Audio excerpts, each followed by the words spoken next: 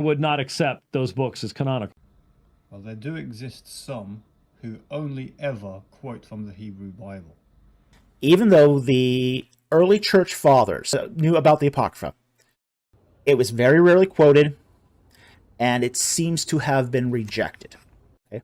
Now, let me explain how they used it, because that is the counterpoint, the sort of the opposite argument.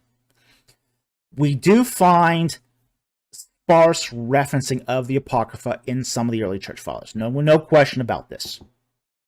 Like, for example, we find Tobit quoted in Polycarp.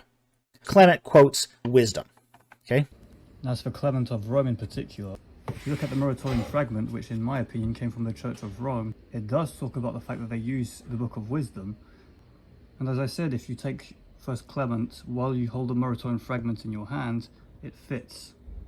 But in a list of books where it says they either count them or use them, a phrase like that, they accept it and use it, but they don't necessarily talk about it as the scriptures.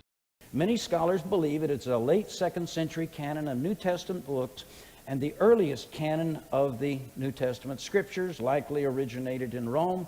Its author's unknown, but its Latin is very poor. Wisdom of Solomon's mentioned also in the Muratorian fragment, but it's found in a New Testament collection, not an Old Testament collection. You say, wow, that's odd. Are there any parallels to that? Yes. It's found in Eusebius and Epiphanius in the 4th and late 4th century and early 5th century. And some have tried to make the argument that because these early church fathers quoted these texts, well, these must be canon. That argument doesn't actually follow.